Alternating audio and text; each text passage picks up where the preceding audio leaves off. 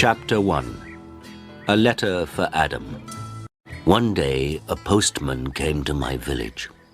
The postman brought me a letter from my son, Saul. "Is your name Adam?" the postman asked. "Yes," I said. "I've got a letter for you." The postman read the envelope. "Adam of the village of Minta." "A letter for me? Who is it from?" I asked. The postman looked at the envelope again. "From Saul," he said. He gave me the letter and walked away. "Martha! Martha!" I called to my wife. "Come here! We have a letter from our son Saul."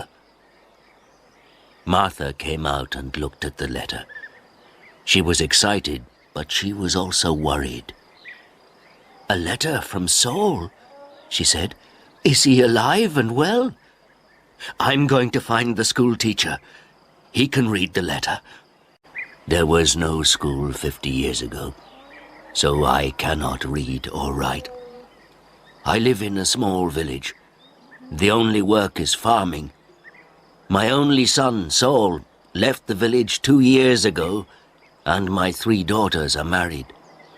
Saul is making a lot of money in a foreign country. Martha and the school teacher came back. A lot of other people came. Everyone wanted to hear my letter. The school teacher opened the envelope and read the letter. 20 Taylor Street, London E19, England, 16th of March. Dear Father, I am living in London. I have a job in a factory. The work is very hard. I often work at night, but the pay is good. I am well, and I live with people from my country. I am sending you £100 in this letter. This is for you and my mother. Love to you and mother, Saul.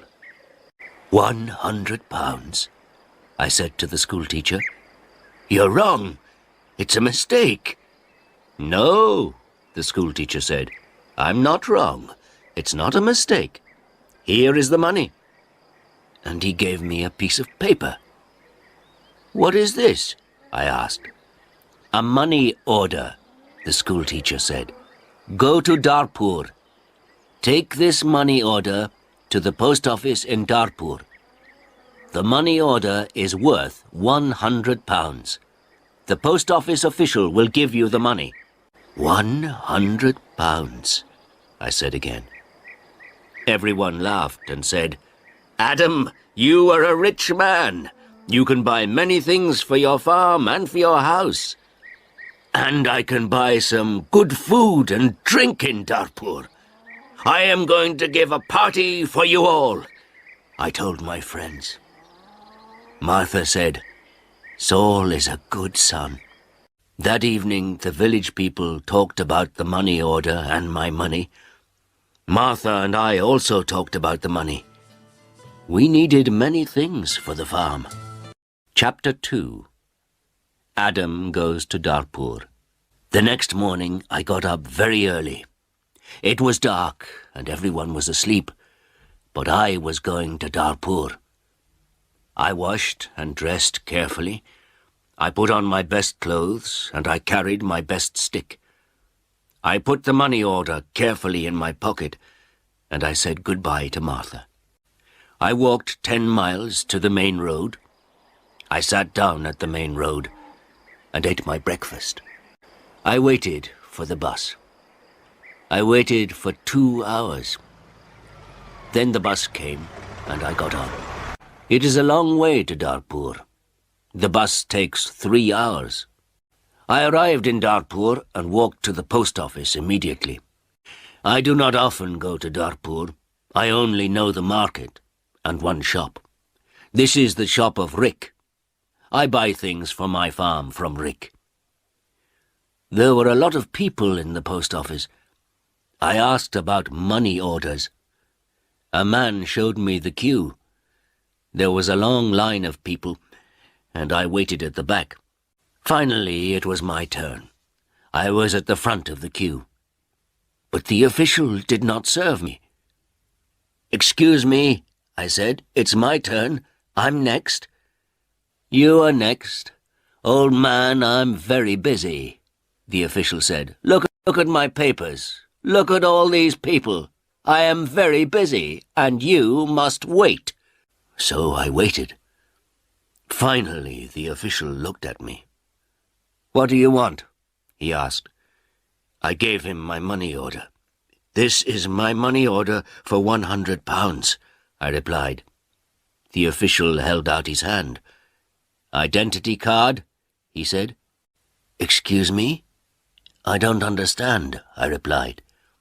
"Your identity card," the official said again. "Give me your identity card." "What is an identity card?" I asked. "I can't give you any money for this money order. First, I must see your identity card. Your identity card gives your name and your address. Your identity card describes you. There is a photograph of you in your identity card. I don't know you. Who are you?" The official was a little angry, but I was also angry. "Who am I?" I said. "Everyone knows me. I am Adam of the village of Minter.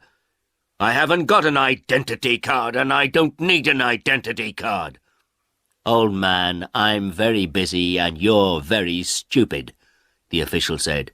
"Who are you? Where is Minter?" "Give me my money. Give me my £100, I said. The official looked angry and said, "Show me your identity card. I don't know you." The official gave back my money order, and he turned away. "Where can I buy an identity card?" I asked the official. He did not speak to me. He did not answer. "Go to the Ministry of the Interior," a man said. He was standing in the queue, and he told me the way. Chapter 3. An Identity Card. I walked to the Ministry of the Interior. I waited in another queue. I spoke to another official. I asked for an identity card. "Fill in this application form," the official said, "and bring the form and 3 photographs of yourself and £2. Come back tomorrow." "Tomorrow?" I said. "Can I have an identity card today, please? I live in Minter. I live 5 hours' journey from Dartpur. I'm an old man." "Yes, come back tomorrow." And the official turned away. I walked away from the Ministry of the Interior. I walked to the market. At the market, I looked at everyone. I was looking for a man from my village, but I could not find a villager. So then I walked to the shop of Rick. I spoke to Rick. "I want an identity card," I told him, "but I need 3 photographs of myself." "I see you need some photographs." And he showed me the way to a photographer. I found the house. The photographer was asleep, but he came to me quickly. The man's clothes were dirty, and he looked tired. "I need an identity card," I said. "I want 3 photographs of myself." "Yes, you want 3 photographs of yourself," the photographer replied, "and I take very good photographs. Come and see my camera." We walked into his room. In the middle of the room was a large camera. "This is the best camera in Dartpur. This camera is very, very good," the photographer said proudly. "I've never seen a camera," I said. "I don't know about cameras. Hurry up and take a photograph of me." "Please do not hurry me, old man," the photographer said. "I am an artist." And he gave me a mirror and a comb. "I don't want a mirror. I don't want a comb. Please take my photograph. I'm going to Minter this afternoon, and I'm in a hurry," I said. "Yes," he said, "but first the price. This is the best camera in Dartpur, and I'm the best photographer. 3 photographs will cost you £2.50. £2.50? And I laughed. £2.50, and pay me now, please, the photographer answered. I did not know the price of photographs. What could I do? Then the photographer said, "You're an old man. For you, the price is £2. So I gave him the money, and he took the photographs. Come back tomorrow morning, he said. I want my 3 photographs now, immediately, I said. Don't be stupid, the photographer said. Photographs take 24 hours. Come back tomorrow. What could I do? So I said, yes, tomorrow morning. Good, said the photographer. Now go, I have a lot of work. I'm very busy. I went back to the bus station. I sat on the bus for 3 hours. I walked 10 miles back to my village. It was night time, and I was very tired. Martha and my friends were waiting for me. Where is the money? Martha asked.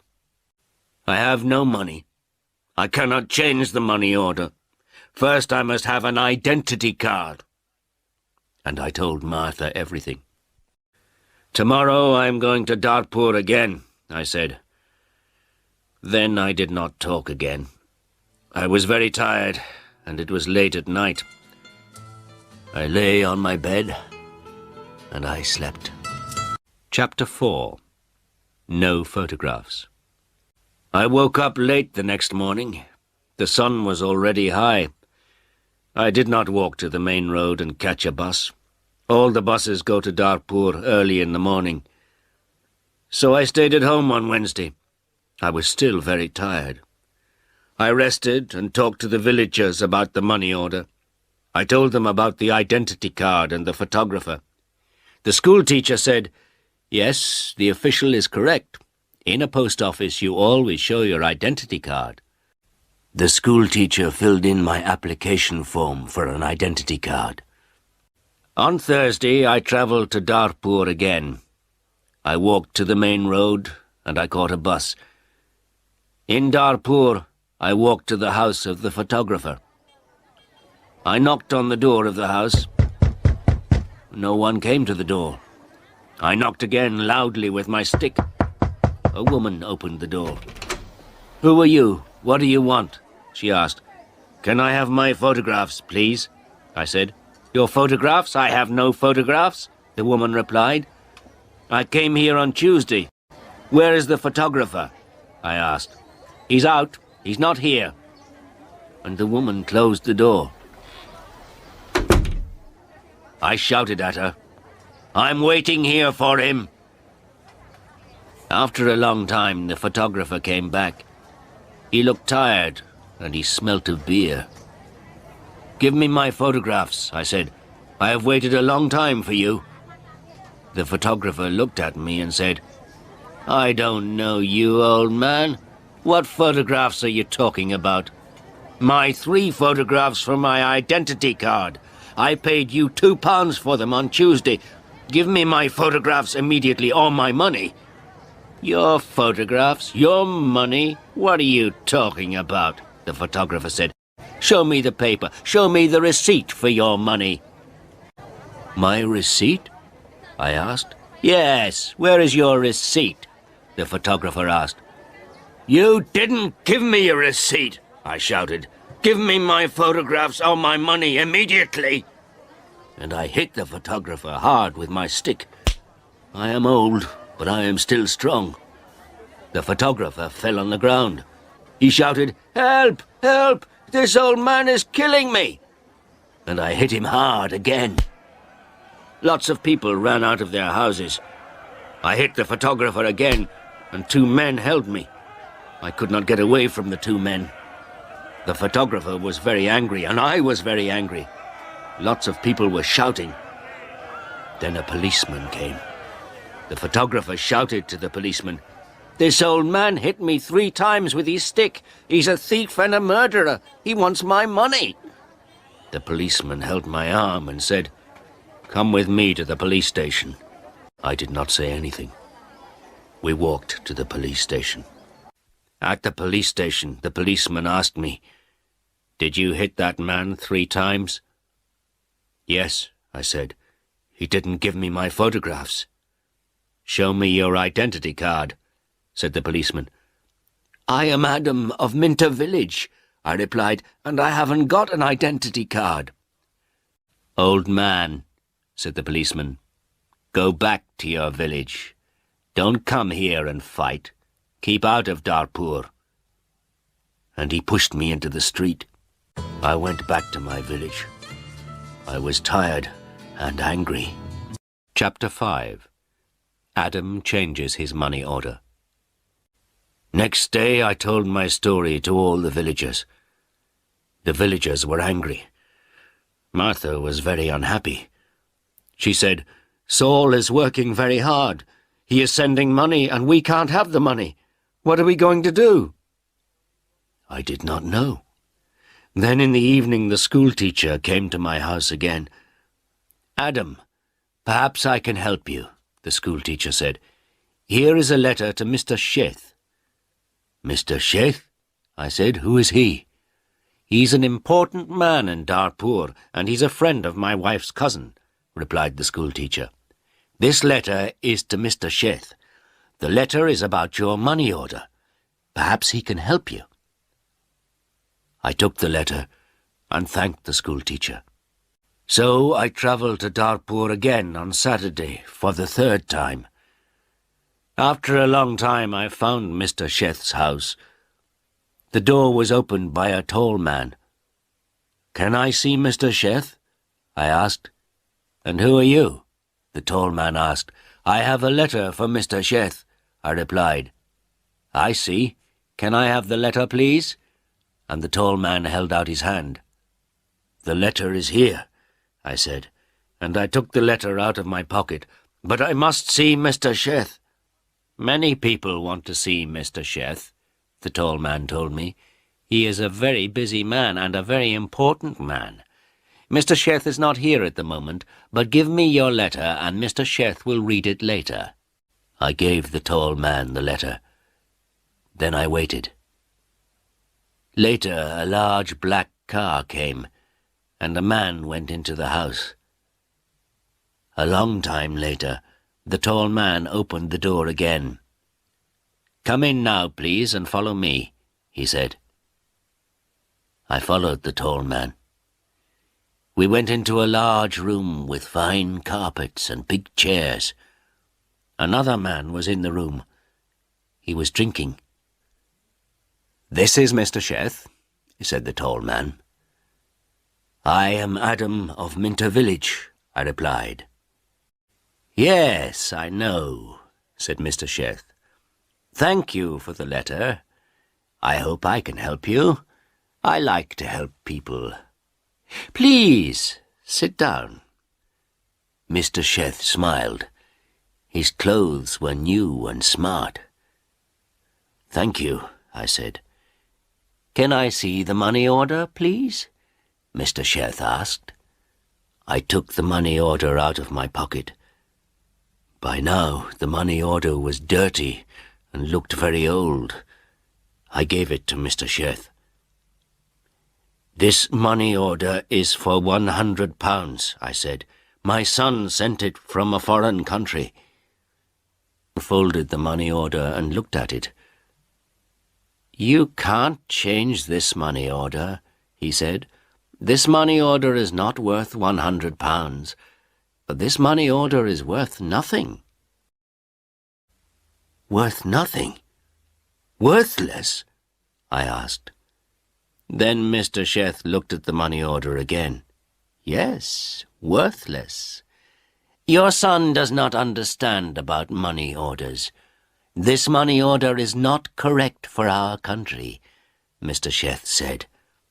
Then he looked at the money order again and said, "And this money order is also old. It is out of date." I said nothing. Mr. Sheth gave me the money order back. Then Mr. Sheth smiled and said, "I am very sorry. You are an old man. You came a long way from your village, What can I give you to eat and drink?" I was not hungry, but Mr. Sheth went out of the room. Then he brought me some coffee and some cakes. I drank my coffee. "Old man," said Mr. Sheth, "I like to help people. I am a rich man. Give me your money order." I gave my money order to Mr. Sheth. "Yes, this money order is worthless," he said again, "but I am going to help you. I am going to change this money order for you. I am going to give you some money." Mr. Sheth went out of the room. I felt very happy again. After a few minutes, the tall man came into the room. He gave me an envelope. "This is from Mr. Sheth. You can go now," the tall man said. I went out of the house. I walked along the road to the bus station. I opened the envelope and I took out my money. I counted the money. It was £10. I thought about my only son, Saul.